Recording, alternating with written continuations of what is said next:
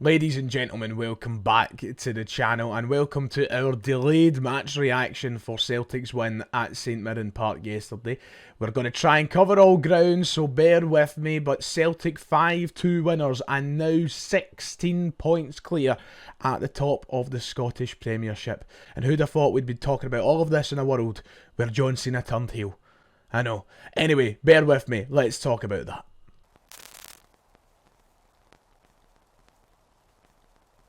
Hello, welcome back. If you haven't already, please make sure to hit like and subscribe. That would be much appreciated. I hope you all enjoyed your Saturday nights, and apologies for my delayed match reaction today. Had plans last night, Elimination Chamber was on, all the rest of it, so we moved it back a day. I'm sure you have survived without my terrible takes, so it's okay. We're fine. We'll get into everything we need to, but what a time to be a Celtic fan, eh? Let's have a look at that league table.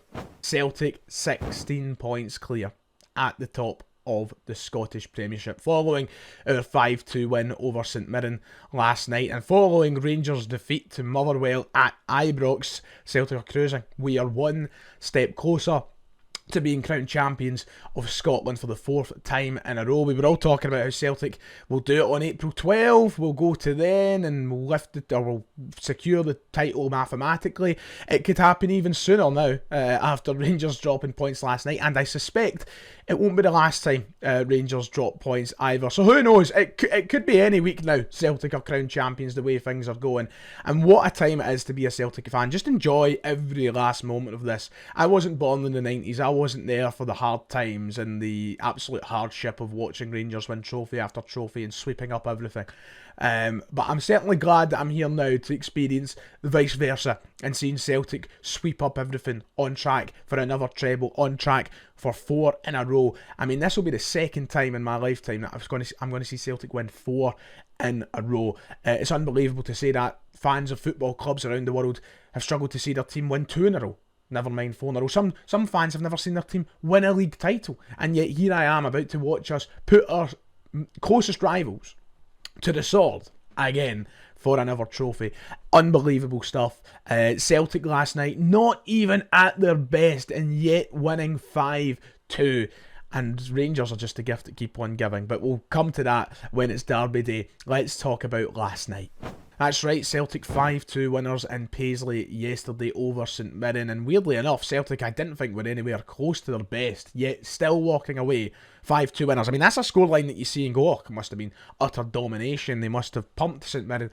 To be honest, I think for a lot of the games, St Mirren were the team in the ascendancy, and Celtic struggled to be the side that should have been in the ascendancy.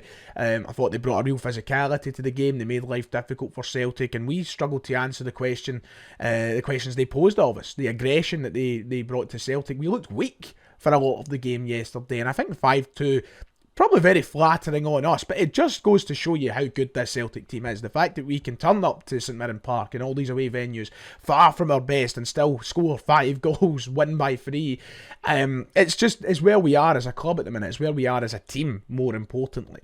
I think that we are blessed enough to have the best manager in Britain, to be quite honest. I will die on that hill. I just think he's unbelievable. Oh, Pep Guardiola and all the rest of it. Listen, Brendan Rodgers, they don't hold a candle to him in my eyes. I think we're so lucky to have a manager like him. I think we're so lucky to have a squad that we do right now with talent all over the park. And it's not nice to see Celtic not at their best. I want them to be at their best every single week, but I understand the intensity of what we're trying to do. I understand the efforts that's required to try and play to your optimum ability every week. And sometimes you just can't do that. You can't play your best every week. You might be tired if you've played through the week. You might be struggling to pick up where you left off. But Celtic have now scored 5 goals, back to back? 10 goals over the space of the last couple of games. And I mean, we've done all of that while not being exactly our best. That's crazy. And that's why I'll never complain or moan. I understand that sometimes the levels might drop a wee bit, especially when you're playing a lot of football. The dangerous thing is Celtic are about to go back into playing 1 game a week. We're about to play just a weekend from now up until at least late April, where we might have 1 midweek fixture in the split. But that's insane. The rest of the league should be absolutely terrified, because if this is how we've been playing when we've had to play every Tuesday, Saturday, or Wednesday, Sunday, or Wednesday, Saturday, then what we could do when we're playing Saturday, Sunday, it could be some of the best football we've ever seen. So I'm strapped in. I'm equipped to the end of the season. I certainly don't think that Brendan Rodgers will let this squad cruise now that the league has won. Well, it's not mathematically won, but let's just be real about things. I don't think Brendan Rodgers will let them cruise. I think you want to see them step up a level. And ultimately, these are players that have got to continue fighting for their place. In the summer, we are going to be very active in the transfer window. I think that we know that. And that isn't blind optimism. That isn't me putting something in the air that I don't know. I'm pretty sure we're going to have a big summer. After the disappointment of the January window, after Brendan Rodgers didn't get what he asked for, and with only a year left in his contract, the board need to back Rodgers big time. So these are players that have got to fight to show, no, I want to keep my place in this team next year. I want to be starting in the Champions League for Celtic next year, and I want to be playing every week in, week out. I want to be playing every single game. But if you start cruising from now until match day 38 through the next rounds of the Scottish Cup, then your place is very much up for grabs. And that goes for anybody. That goes for somebody who is, bit part, or that goes for the captain. I think that you've got to fight every week. So I think the performances from here on out are ready just to go up another level.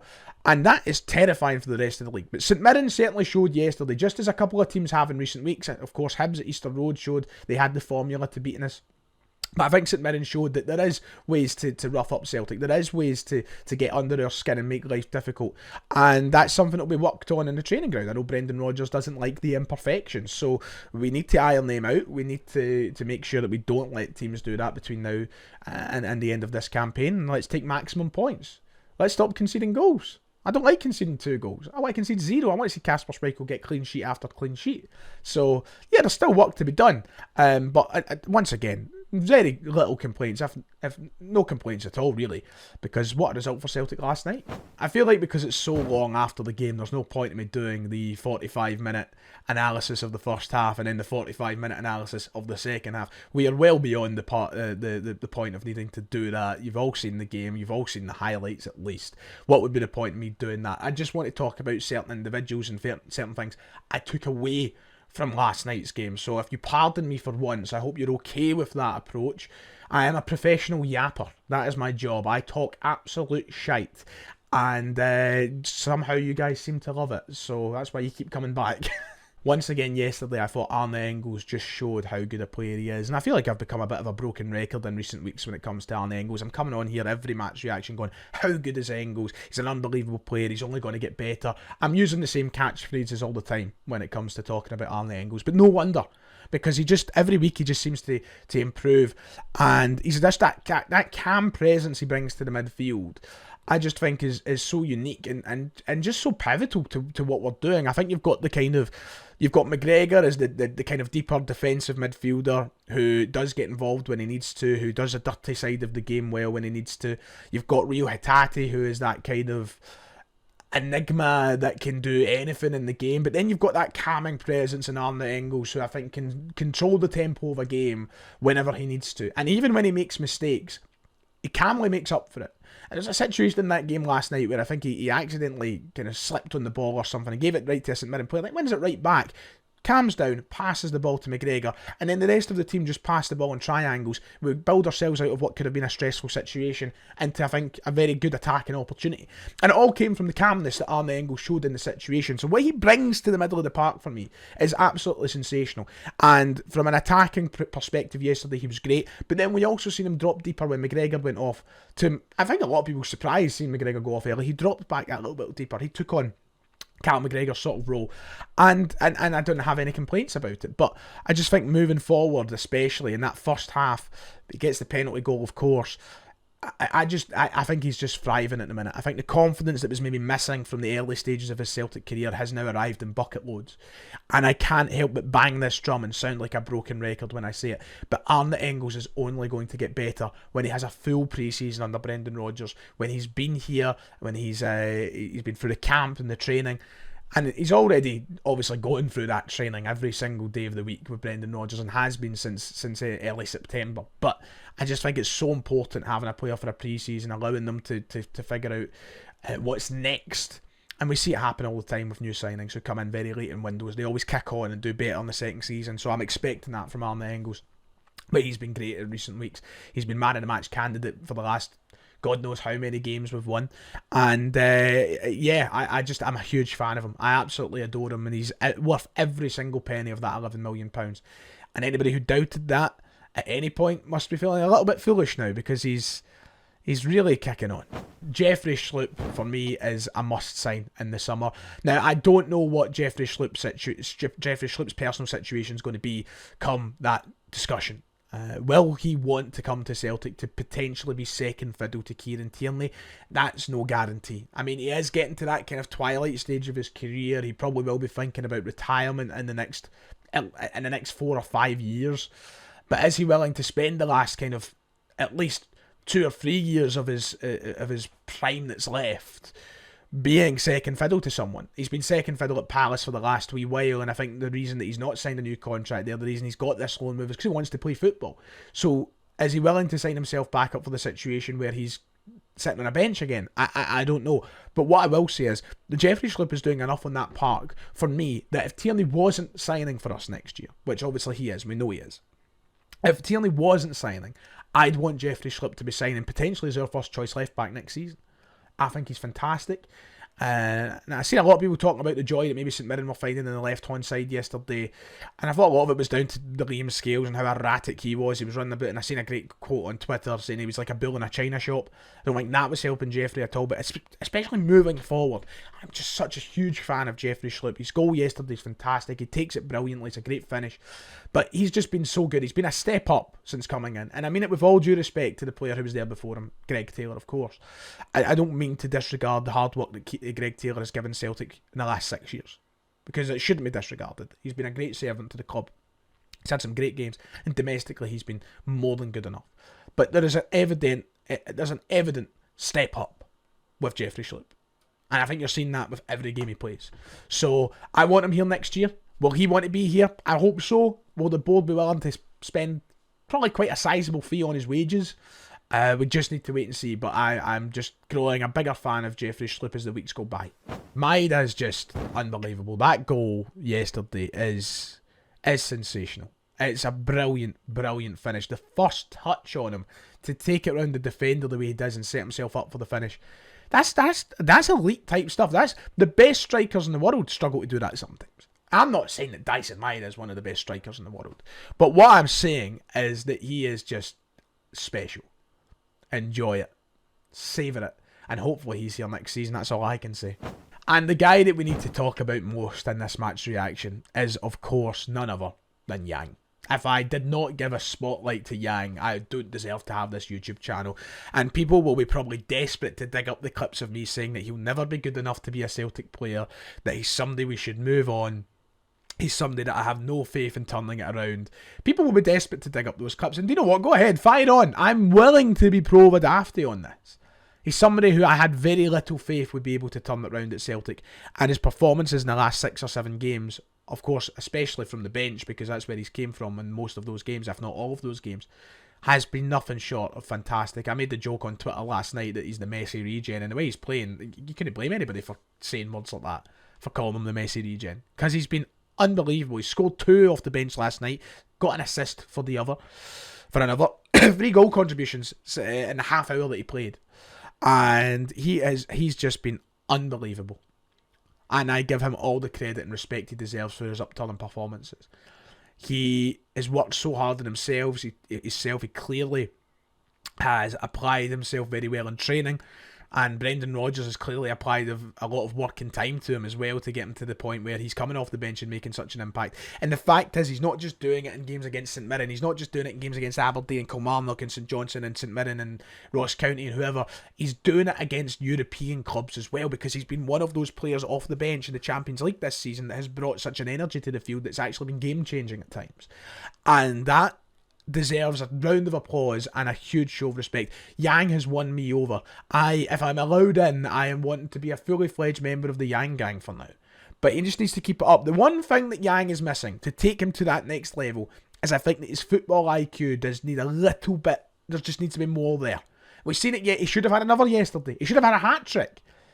didn't keep himself onside. It's an easy mistake to make. I get it. It's, you know, you're desperate to score. You run. The offside trap gets you. Cool. Mistakes happen. I'm not going to be over the top about it. But I think you could definitely see that that's the thing. That's the part of his game that I think is coming on the most. And Brendan Rodgers will be a huge part of that. But see, as soon as he gets that football IQ to where it needs to be, he'll be a dangerous player. He'll be one of the most dangerous players in this country. I firmly believe that. He's got all the attributes he needs in terms of pace, power and running, his finishing, his shot, his creativity. It's just that football IQ. Sometimes he'll put the ball in the wrong place, or he'll try and take on the wrong run. It just needs to is it possible to iron out your brain? I don't know, but it just needs to iron out those creases in his football IQ. And I think we'll have a very dangerous player, but his upturning performances has been fantastic. Brendan Rodgers commented on why that might be last night.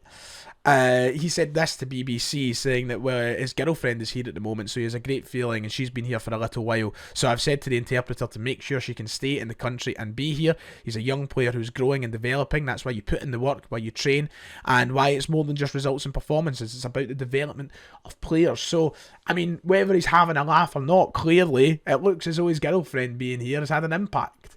Now, that's not me saying that Yang getting his hole has turned him into a great player, but nonetheless, you could tell that it's had an impact on his, just her being there, that presence and having that aide beside him has obviously brought out another side in him, a confidence in him, and you can't underestimate these things, not just in football, but in life. 3, 2, 1. So on a serious note, let's put the jokes aside here. Everybody's making the joke, oh, Yang and his girlfriend, woohoo.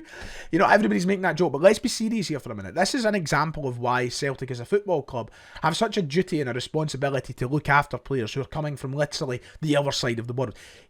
South Korea is effectively another planet from here. You know, it's not exactly you can jump. A lot of the players from Europe are lucky. They can get on a flight, they can be back home in a couple of hours. You know, if you're from France or Germany or Belgium or Holland or Sweden or whatever, you can be home in a couple of hours if something happens, if push comes to shove. For these Japanese players, for these South Korean players, it's not as easy as that. You know, they're a world away. And not to get all soppy, but him having his girlfriend by his side when they've been separated by such a distance for God knows how long, clearly would have had an impact on him.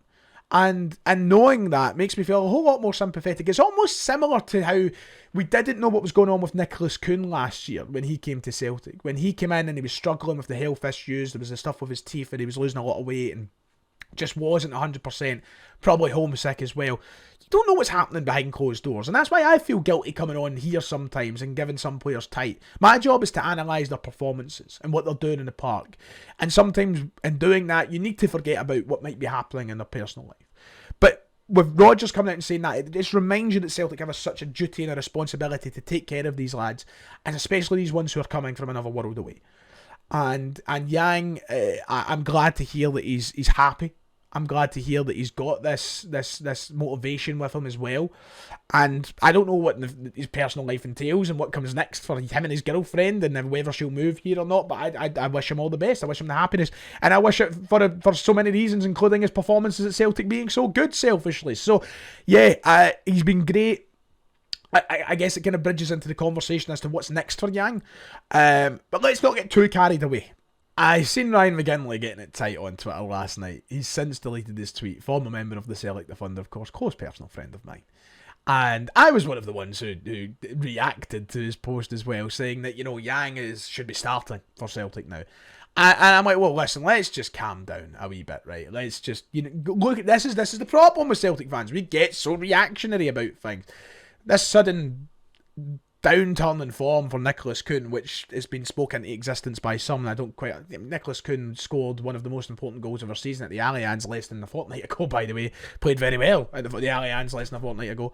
Yeah, he might not be getting the goals and assists at the minute that he was earlier on the season. Let's not forget Nicholas Kuhn is having, to date, one of the best seasons a winger has had at Celtic in the last 10, 20 years. And this is the thing. In 5 or 6 games, people are so quick to want to... I just don't understand their fans sometimes. Why do we jump to do this? Why, after 5 or 6 games, do we need to bin players that are maybe just not getting the output that they once were? There is ways to go about it. And this isn't aimed at fucking Ryan McGinley. Right, Ryan, love you, mate. Don't worry, not aimed at you. It's just, in general, to reactionary supporters. There is ways to go about it and ways to word it and phrase things. Kuhn does not need dropped or replaced or whatever. Is Yang deserving of a start? Absolutely. Of course he is. But it's not a case of Kun should be dropped, Yang should be starting. No. Maybe Yang is deserving a wee shot at starting a game sometime soon. And there's nothing wrong with that. But it doesn't mean that we need to put down Nicholas Kuhn when he's been enjoying an unbelievable season. One of the best seasons I've ever seen a winger have at Celtic in my life. If Dyson Maeda wasn't popping off and having a Henrik Larsson-esque season here, Nicholas Kuhn would be the best player in the team, or having the best season in the team. He'd be the player of the year contender, or elect, we should say. And he's still a contender for it. And there's still so much football to play. We still have 9 league games, a Scottish Cup quarter-final, semi-final, final.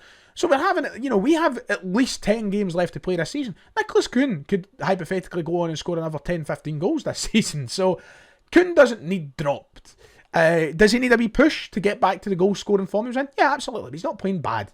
He's not playing poorly. And Brendan Rodgers knows that there's still an and let's not beat around the bush. For as good as Yang has been, there is a level for Yang to step up to, which Nicholas Kuhn is at right now, and Yang just quite isn't. Will Yang get there? I have full faith in recent weeks that he will. But we be patient with it. We don't rush with it. And he's been a great impact player. He's getting his contributions in, and so is Nicholas Kuhn. And so is Nicholas Kuhn. So we don't need to be reactionary about things. And as a Celtic supporter who, lucky enough, has a voice on social media with almost 50,000 subscribers on YouTube, I urge of you, just stop being so reactionary, guys. Right? Everybody's playing well. We're in a good place. Enjoy it, man. Don't fucking push for negatives when there's quite clearly none. So yes, we are 16 clear at the top of the table. God almighty, this has turned into the longest match reaction I think I've ever done. How has that happened? I don't know. Thanks for watching. Thanks for listening. If you've enjoyed, let me know in the comments below. Like and subscribe and all that jazz. John Cena, why? Why have you done this to us? Take care of yourselves, ladies and gents. I'll be back tomorrow night on the channel. So until then, take care. God bless, and I'll see you all next time.